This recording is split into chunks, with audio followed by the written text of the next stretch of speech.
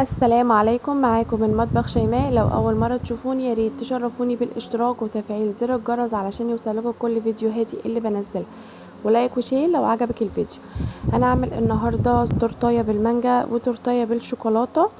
انا هنا مجهزه ربع كيلو من الاسبونج الابيض، عليه ربع كوبايه ميه ساقعه، عليها 3 بيضات، عليها نص معلقه صغيره من المحسن الكيك الجل، وعليها فانيليا ومعلقه خل صغيره.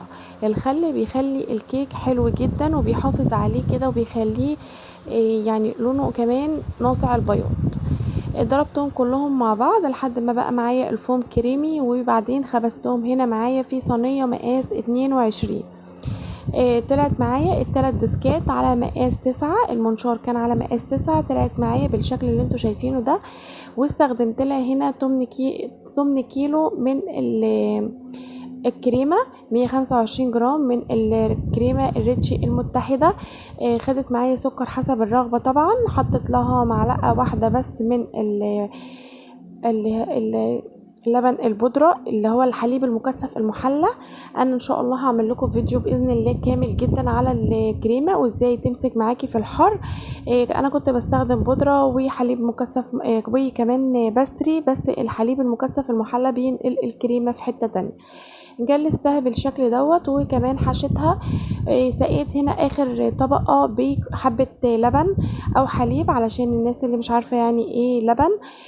علشان خاطر هي كانت معايا هشه جدا وما كانتش محتاجه ان انا اسقيها من جوه، الطبقات ما كانتش محتاجه ان هي تتسقى من جوه. انا سقيت اخر طبقه بس، اللي هي بتبقى الارضيه او القاعده بتاعه الاسبونج في الصينيه.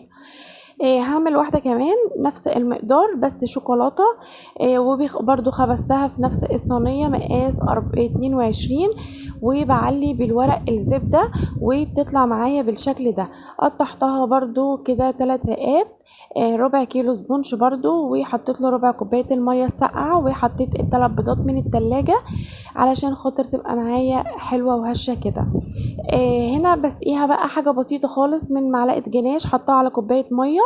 على اني حسيتها ان هي ماسكة نفسها مش زي البيضة، كانت هشة قوي وكانت يعني فلافلي قوي قوي قوي، مش محتاجة ان انا اسقيها خالص.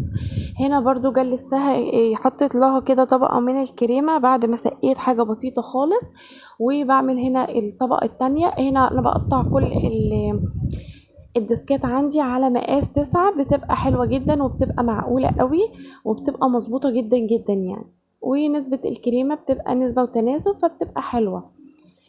هنا عايزة هتطلعي التورتاية ديت معاكي من 170 لحد 190 جنيه. احنا ما استخدمناش فيها حاجات كتير، بس هتشوفي الفينش شكلها حلو جدا، ولو حضرتك مبتدئة لسه هتعمليها بمنتهى السهولة. احنا ما خدناش غير هنا 8 كيلو من الكريمة، انا ضربت ربع كيلو للاتنين. وحطيت هنا بقى بعد ما جلست البيضة حطيت لها معلقة كاكاو عشان خاطر اغمق الكريمة اللي هي السبونج الشوكولاتة. بقت معايا بالشكل ده.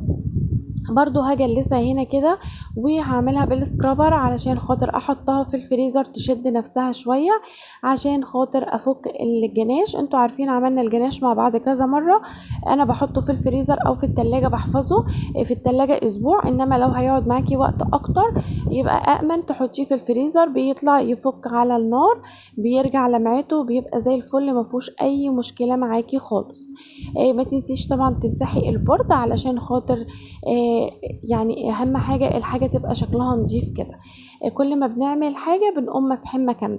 حطيت هنا كده الجناش، شايفين لمعته بترجع وتقيل وحلو جدا، بيشد معايا بسرعة ومش بيسيل، علشان خاطر انا حطيت التورتاية ساعتين 2 في الفريزر، فكانت شادة معايا حلو جدا، كانت متلجة. كانت مسهلة عليا بصراحة الشغل جامد. غير ان انتي لما بتعملي الحاجة وانتي مستعجلة، لا كان عندي وقت ان انا ازينها وبراحتي خالص، وكانت الجناش بيشد عليها، وكان ما شاء الله حلو جدا جدا ان انا اقدر اشكله لاي شكل انا عايزاه او اي منظر انا عايزاه. بس بصراحة انا ما كانش في دماغي حاجة معينة. هو كان عيد جوازي، فانا حبيت ان انا اشاركه معاكم، مع اني والله انا زعلانة منكم، ما فيش اي تفاعل خالص خالص على الفيديوهات. عشان كده هو ده اللي خلاني اتمنعت بقالي فترة ما بنزلش معاكم فيديوهات. هنا جبت الدست الذهبي دوت، وجبت القطاعة بتاعة الصابليه او البسكوتات.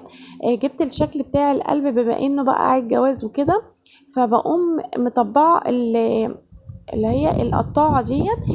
حطاها كده على الدست، وهو بيلقط من غير اي حاجة، على فكرة مش حاطة اي اضافات. يا دوبك كده بغطسها كويس قوي في الدست، وبعدين بقوم عاملاها ختماها كده على الجناش براها خالص. ايديكي تبقى خفيفة، مفيش اي مشكلة معاكي خالص خالص، حلوة جدا وسهلة قوي. لو مبتدئة هتطلعيها بمنتهى السهولة. بقيت اعمل قلب عكس قلب كده بالشكل دوت، بقت رقيقة.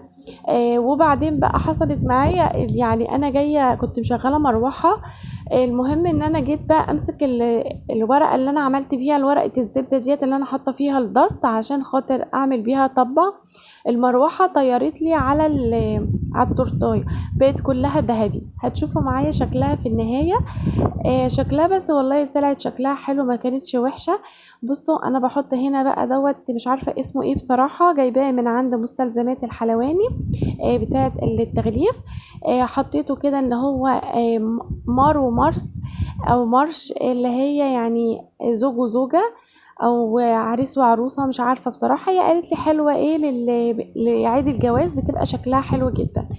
هنا معايا بقى التورتايه اللي احنا عملناها الاولانيه البيضه الفانيليا. قطعت هنا مانجا شرايح بالشكل دوت. المانجا هنا نعومي، النعومي هي اللي بتتقطع شرايح حلوة، بس عايزة سكينة رفيعة وحامية عشان تقطعي الشرايح. بصوا هي كل شوية تتزحلق مني. هي شدت في التلاجة، انا كنت حطاها في التلاجة ما حطيتهاش في الفريزر. شدت كويس جدا، فكانت الكريمه ماسكه، وكانت شده حلوه قوي على الاسبونج. بس التقطيع المانجا كان تخين، فكانت بتبقى تقيله بتتزحلق كل شويه تتزحلق، فكانت مضايقاني قوي وانا بعمل، يعني غلبتني جامد. فنصيحه تبقى السكينه رفيعه جدا وتبقى حاميه جدا، عشان خاطر تقدري تقطعي الشرايح رفيعه وتعرفي تتحكمي فيها وترسميها كويس جدا. انا عملتها على الطرف كده داير ما يدور الشريحة وهي طويلة كده، علشان خاطر اقدر اعمل زي رسمة وردة، وطلعت في النهاية شكلها كان حلو قوي. بصراحة التصوير والكاميرا ظلماها، الحقيقة كانت احلى بكتير. زي ما انتوا شايفين بالشكل ده. برضو هتطلع بنفس التمن من 170 معاكي لحد 190 على حسب المنطقة اللي حضرتك فيها والمكان اللي انت فيه. طبعا دوت يعني ليه عامل اساسي في تسويق التورت او الشغل اللي حضرتك بتعمليه. لفتها بداير ما يدور كده، وحطيت بقى على الطرف ان انا اقسم، يعني اقفل بس وردة كده او دايرة، عشان خاطر احط المكعبات الباقية من المانجا. هنا احلى حاجه في المانجايه دي بصراحه، هي مسخه شويه مش بتبقى مسكره. المفروض ان انت بيبقى عندك بقى جيلي تلميع بيبقى مسكر، فبتلمعي. ما كانش عندي بصراحه، فالحمد لله ان هي كانت مانجا فما بتسودش. وبعدين ما قعدتش وقت كتير ان انا اسيبها، يعني عشان خاطر تغمق او تدبل او كده. حطيت المكعبات بقى بالشكل دوت. بصوا بقى الفكره ديت، ده فاكيوم شفاف بتجيبيه بالمتر او بالكيلو من عند اي حد بتاع ادوات تغليف، بتشديها كويس جدا. انا حبيت اوريكي الفكره عشان لو حضرتك هتخرجيها اوردر، هي مش امان ان انت تطلعيها بالشكل دوت وهي معموله على طرف التورتيه كده. فورقه الفاكيوم دي مهمه جدا جدا جدا عشان حضرتك تخرجيها للاوردر. هنا بقى بوريكم الترابيزه او السفره اللي عملتها لعيد الجواز. شايفين كده شكلها اللهم بارك حلوه جدا. شكلها تحفة. العيال كانوا بيحتفلوا فرحانين جدا. الواحد بيحاول يعمل اي حاجة يفرح بيها الاولاد ويخرج شوية من المود والاكتئاب اللي احنا بقينا فيه. ربنا يسعد ايامكم. اتمنى الوصفات تكون عجبتكم، وتقولوا لي رأيكم في السفرة ايه. وما تنسوش اللايك والاشتراك وتفعيل زر الجرس علشان يوصلكوا كل فيديوهات